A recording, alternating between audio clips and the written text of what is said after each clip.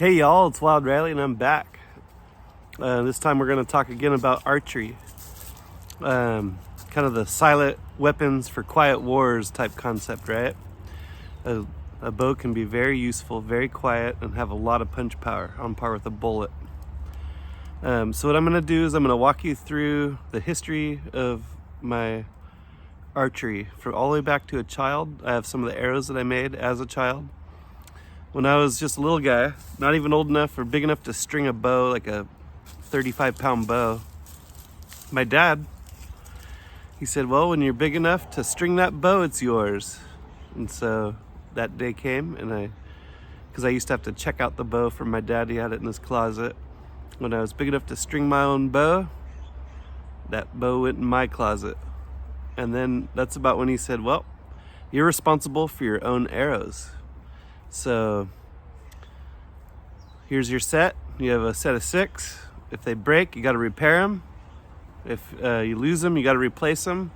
But those arrows are going to be your responsibility. So what that did was it made me become a much better shot, but also, more importantly, taught me how to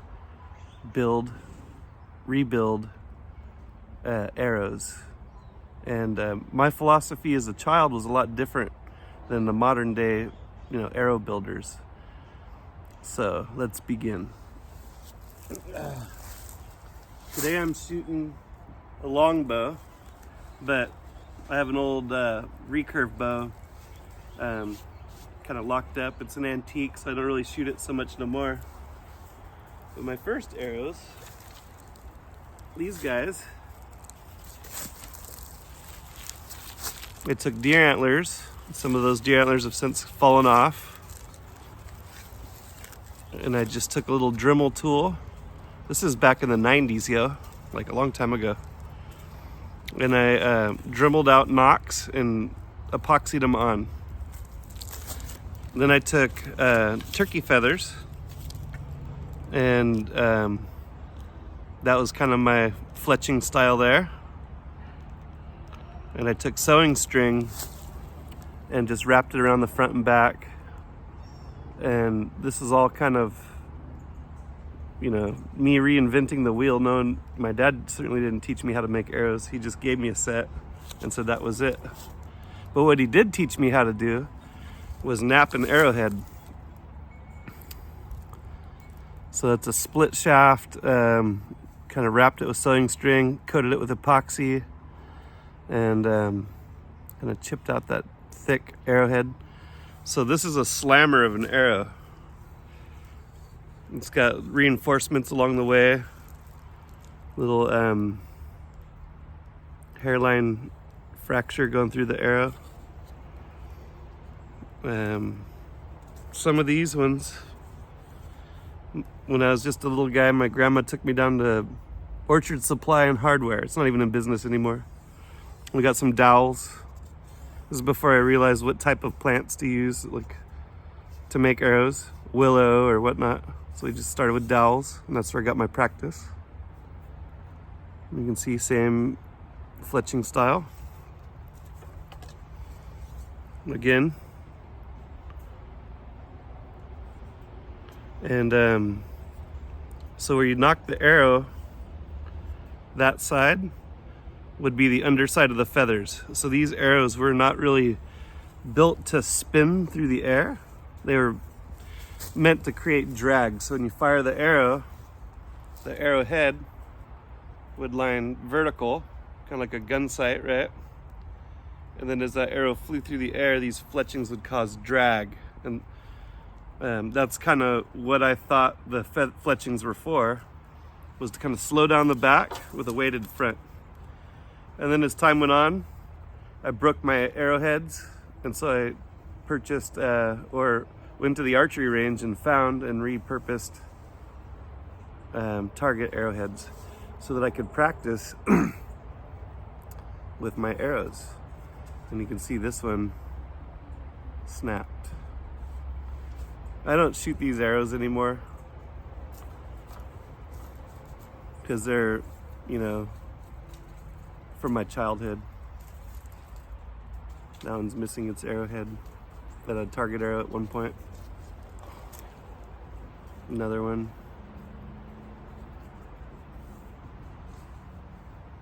So, kind of napping a obsidian arrowhead was something that I was into doing. I haven't done one in a while, but there we go.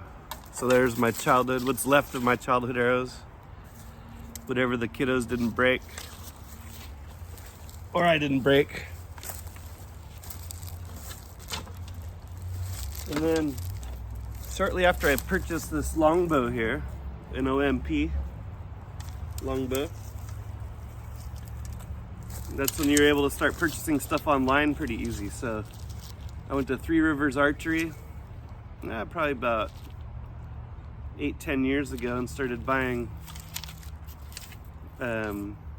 trail walkers, and then there's this other type, I forget what this other type was called, but and I would cut them. I'd cut them to my draw length. So I think this one's kind of trimmed at my draw length. But then I began kind of snapping them once in a while. And so I decided to just utilize the entire length of the arrow and shoot more intuitively. So you can see, kind of match them up on my knee. One's a lot shorter. But I keep an arrow if I bust the tip off of it, but I can still fire it even if it's a partial draw. I'll keep that arrow around because maybe the kids want to shoot it. Or maybe my wife or a friend or someone who has a shorter draw length. Or maybe that's just a good resource to have, even though it's a little bit short. You can still pluck something. Maybe it's a rabbit, maybe it's some kind of small game. So these are nice because each single arrow, especially when they're identical, is like a missile, you know? These arrows have the same fletching length, except for the ones that I cut to my draw length, which I don't do anymore. So these are all cut to my draw length. These ones are full length arrows out of the box. And I just replace the tip, or I order them without tips, and I put these medieval kind of target tips on them. I punch through armor. And so these are good for target practice. And on the bow, you can see I have, you know, hollow blade, 3-blade broadheads on the end for hunting or self-defense, right? And so having a nice grip of arrows. You know how much work it takes to straighten out a stick, nap an arrowhead, find a turkey or some kind of bird, straighten out its feathers to create an arrow? I do. It takes hours and hours and hours and hours to make an arrow, or a set of arrows anyway. When you include napping the arrowhead, trimming the feathers, gluing and tying them on, especially if you don't have like modern glue, which we'll talk about that in a minute. So creating these missiles takes incredible effort, and we do not at all give our ancestors the credit they deserve for creating arrows that shoot with certain attributes that fly the same, or creating multiple arrows that are identical, and learning the balance and the flex and the different mediums, the different types of wood, the different types of feathers, the different types of stone, the gluing techniques, making string, like stinging nettle fiber, or you know, hemp fiber, or like a sinew, things like that. So in this day and age, for less than a day's worth of work, one can pick up dozens of arrows, and good arrows too. And then you're not going to run out, because now you have the ones that you had that you made when you were a kid, and if you haven't made them, then you have the ones you bought little by little each year. So each year I'll purchase maybe 6 or 12 arrows, and as I shoot them throughout the year, they break, I lose them, and so you'll see like there's different colors. There's a couple neon ones in here. There's yellow and you know, yellow fletched feathers. There's just white and gray, like that. So these are all from the Three Rivers Archery website. You get them sent to you.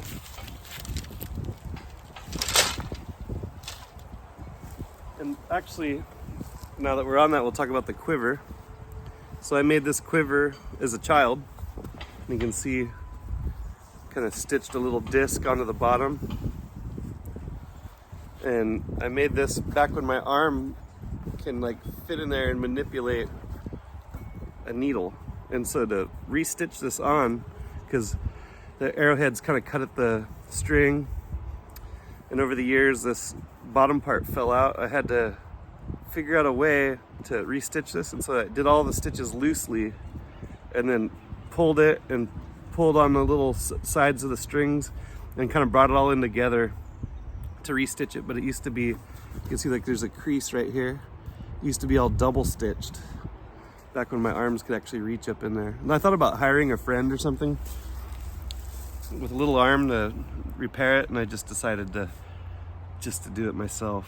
But yeah, it's set up so you could either have a belt connection to it, you can wear it with a strap on each side, or one strap over, and just combine the two straps and have one strap over.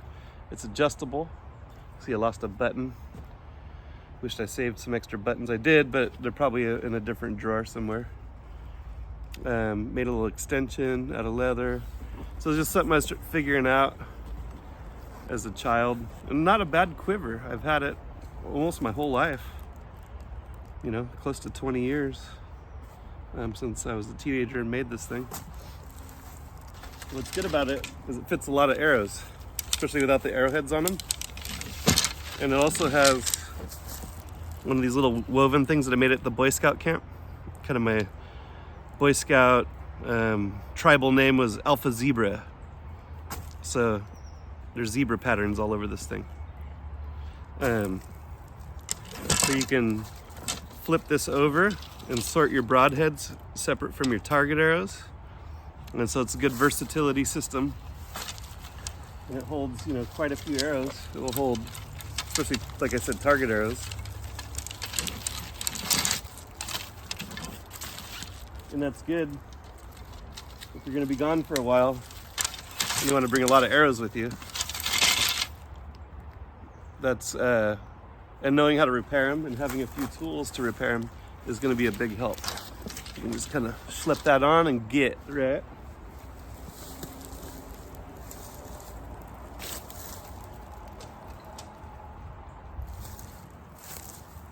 So inside the quiver, let's see here.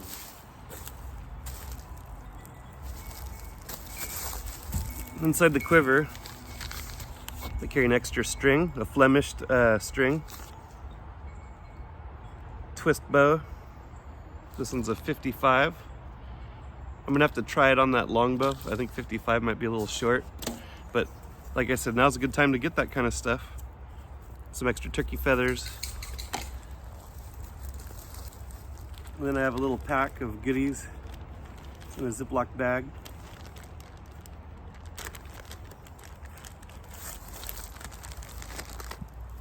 Some Gorilla Glue.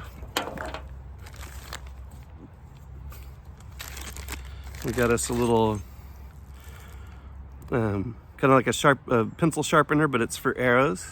So it does the nock and it also does the arrowhead portion. A myriad of different blades, some beeswax to wax the string. You know, beekeeping's kind of like my thing, so yeah, different target arrows, you know, medieval style, very heavy, front heavy, and then some broadheads that I'm going to sharpen, stuff like that. You can see, like, when I break them off,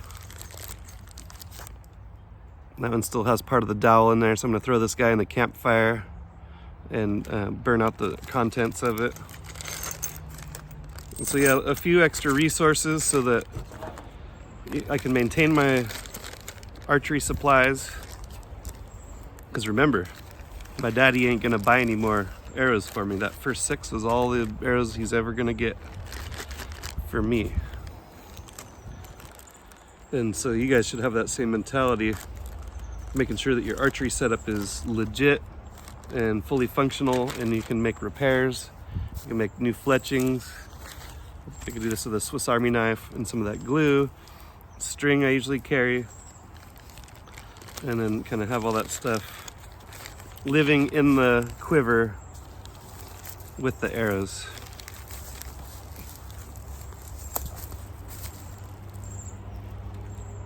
Another thing you could bring in your quiver, you know, a dirk. This one's handmade from a piece of spring steel. And I took a manzanita burl, made a nice handle, riveted, no glue. It's all made with, I carve these into like hourglass on both sides. So it's wide at the edges and comes narrow.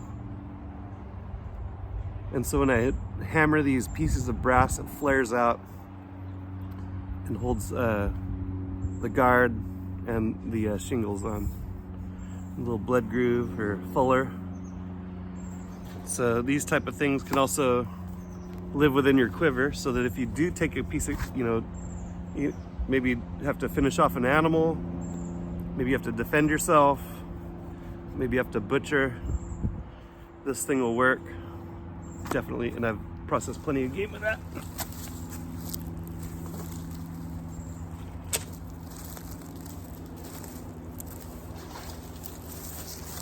And lastly, here's a different brand of arrows. It's 24 here. Less than $100. You know? Every single one of these arrows are almost identical. And they're very effective. These ones came with peened in target tips. So I'm gonna cut these off and I'm gonna install broadheads on each one. And that way I'm gonna have 24 double broadhead arrows, cedar arrows, with all matching fletchings, green fletchings. So something about these green fletchings, usually you have your odd feather is the one that kind of faces away from the bow, and the 2 matching feathers kind of go on the arrow rest. But there's no odd feather, they're all the same color. But a lot of Nocks have this little bump right here, and that corresponds with the odd feather. So that bump tells you that that's the feather that you need facing away. So I used to teach this too. When you're drawing an arrow, you can feel before that arrow even gets, before you even take it out of your quiver, where that odd feather is gonna go. So you can draw the arrow, and you can kind of slide it between the string and the bow on the arrow rest, knock it, and then fire. That way, if you're standing in a row of archers, say protecting a castle or defending something, you're not turning your bow sideways and knocking your other guy's shot off. You're keeping everything whoosh, nice and close, shooting, and feeling what you're doing before you start is major. So if you're shooting trad, that's what those are for. Trad meaning traditional. Those are to tell you which side is up. Also, like I said before, the arrowhead is going to be vertical, kind of like a front sight. So I can kind of put that front sight right where I want it to be, and then release, and then shoot instinctually, kind of like throwing a football. Anything else? Let's see. I think that pretty well covers it. That's my archery mentality. I think it's important to have, different types of, self-defense or hunting mechanisms, fishing kits, things like that. Your mentality should be, like Mike Reed Outdoors did pretty good videos, if you want to check those ones out, about fishing kits. Not some pinner little fishing kit, but one that will actually sustain your life. A set of arrows for you and your family or your friends to go out and actually get some game, to actually defend a place quietly. That's what I would recommend. So anyway, hope you enjoyed this video. If you do, show me some love. Anyway, thanks for watching. Talk to you later.